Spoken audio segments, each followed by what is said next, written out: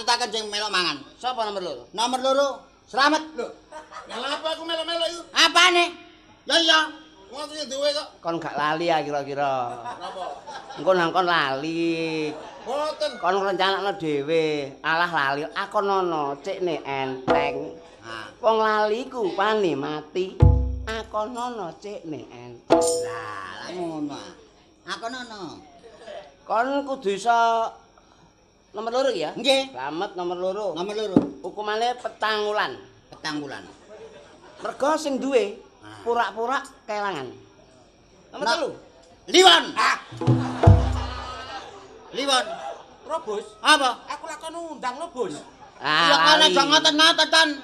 Ala apa? Menungso kedakean lali. Lali. Iso lho. Akonono cek enteng kali menungso iku kedakean lali. Akonono cek enteng, cek enteng. Cek, Lali apa aku? cek gak jeru. Lah, Nomor telu Liwon. Liwon. Mboten. 5 wulan. 5 bulan. Apaan? Nomor 4. Pak Lurah. Loh. Lah lapo kok diriku? Pak Lurah. Empun kesusu, moke dhisik empun kesusu ngeyel. Aku lurah ndase desa lho. Nggih mati ndase desa menungso kadakean lali. Wong lali Wani mati sampe nangkoni cek enteng, cek enteng. cek gak jeru ya. Nggih. Iya tak akonono dhisik. Nomor 4 lurahe dhewe. Nggih. 6 wulan. Sik. Kon nyokot siji kelawan sijine kudu ana dasar alasane. Enten Kok iso kon ngarani Slamet nomor loro? Alasane apa? kula nyolong HP, kula dol nang pasar payu 1.300.000. Ya, bener. Kula gawe slametan ulang tahun nggih niki wau. Nggih kula do mangkane nomor 1 kula nggih niki buktine. Hukumane 3 wulan setengah. Iya.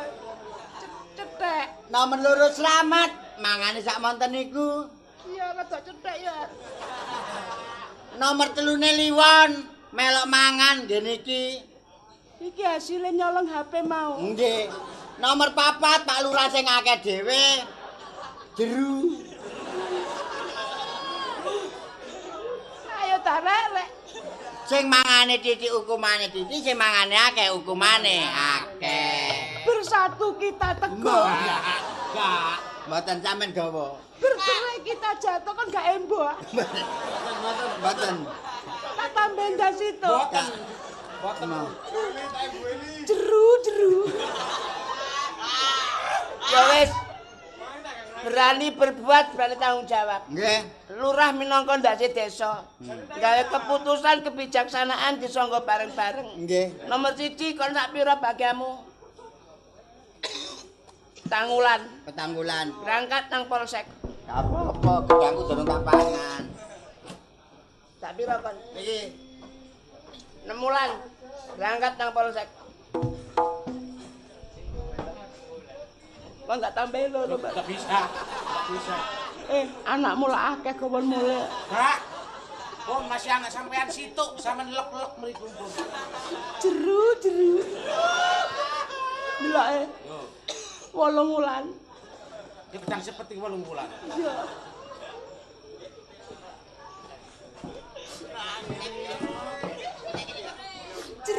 Jeru. Terobos tangulan.